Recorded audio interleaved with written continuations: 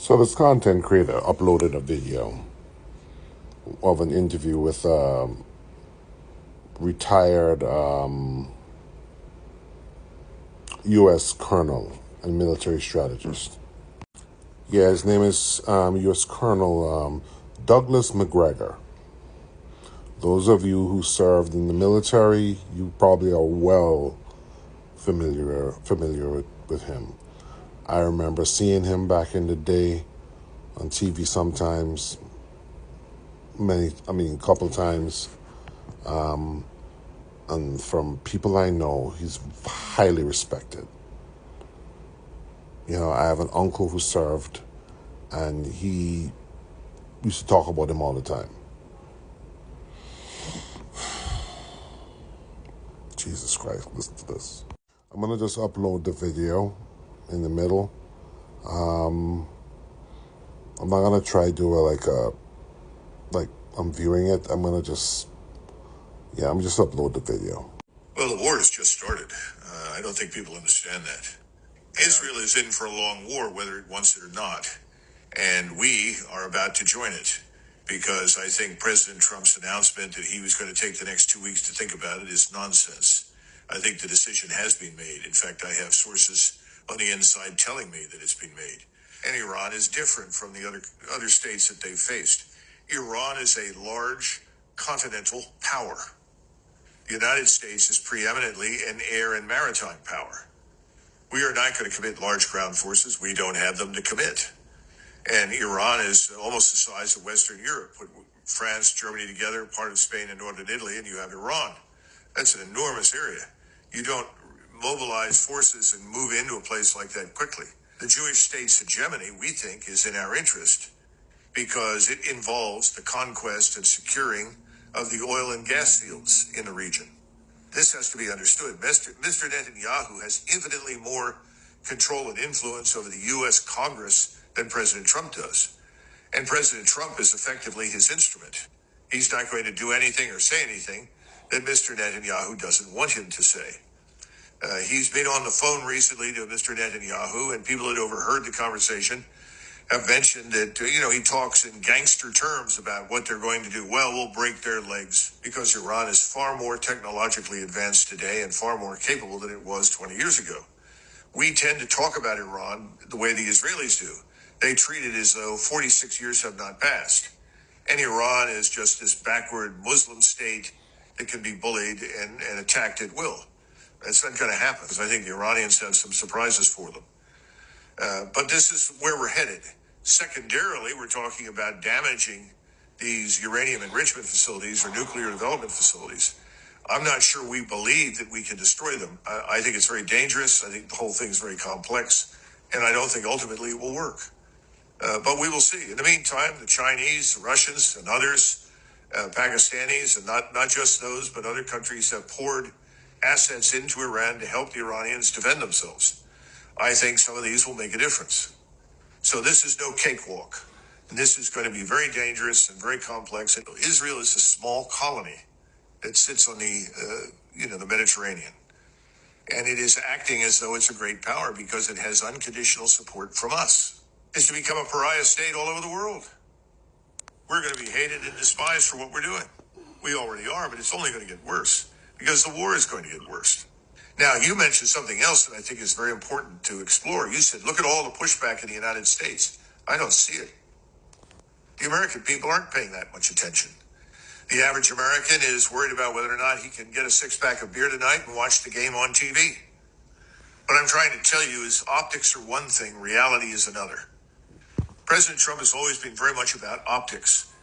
And optics right now in the United States are these magnificent pictures of aircraft carrier battle groups steaming through pristine waters in beautiful sunshine with all these airplanes. But we have learned over many, many decades, the ultimate impact of these things is minimal, if any. And again, we go back to the original point. You talked about how do you support this? How do you rearm? How do you replenish? It's very difficult. We're betting, once again, too much on what the Israelis bet on to begin with. A knockout blow. Big mistake. This is a continental power. It can absorb serious punishment, and it will fight back. What happens when we do start to take losses? What happens if we lose any capital ships? What happens when the bases that we occupy are blown up? Then the Americans who are otherwise enjoying their beer and watching the game will say, wait a minute, what's this? How many of us were killed? Why? What are we doing there?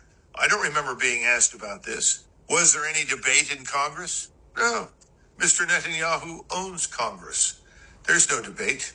They're all lining up to have their pockets filled with cash and doing whatever Mr. Netanyahu wants. And so is Mr. Trump. At this point, though, do you think the Americans or Israelis could use a tactical nuclear weapon? I think there's a real possibility that in desperation the Israelis will, and ultimately there may be voices arguing for that. That's why I mentioned the MRR, minimal residual radiation, low yield nuclear warheads. There could be. I think it's a very serious mistake.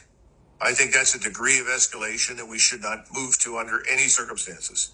But remember, you're dealing with arrogance and self-delusion. That's a dangerous combination that inevitably results in failure. And we are all about arrogance, all about self-delusion. I wish it were not the case, but it is.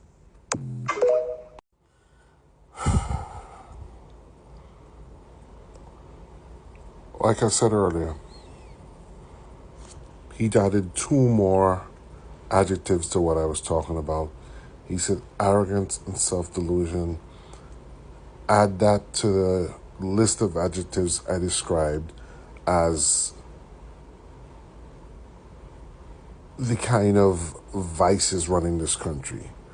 Arrogance, self-delusion, stupidity, as my man Keith said. Ignorance, yes, some of it is ignorance. Anti-intellectualism, and eschewment of experience, rejection of expertise. Ideology, religiosity, political tribalism, and frankly, racism. Yeah, I'm gonna bring all this back to fucking racism. Here's what's up. There's a video by Tim Kaine that's been shared on here where he talked about the past Iranian nuclear deal. Remember President Obama. We know that President Obama has lived rent-free in Trump's head. President Obama's winning the White House, right? Twice. Has been the main reason that Trump decided to run. That racism. Frankly, freaking thing of racism. It's racism that drove Mitch McConnell to try and stymie everything he did. But let me keep it on that. Let me keep it on what I was talking about. Trump destroyed the previous nuclear deal because President Obama did it.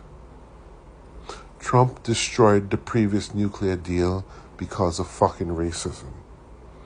Y'all, racism is going to cost is going to cost U.S. troops their lives.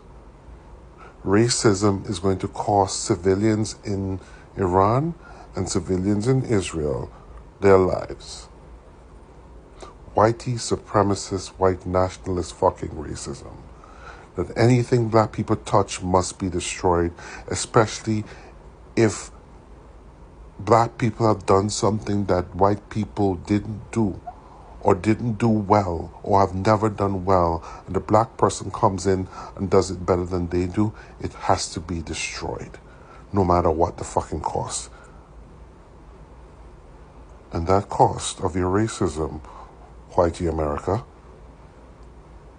might be a nuclear-dusted World War III.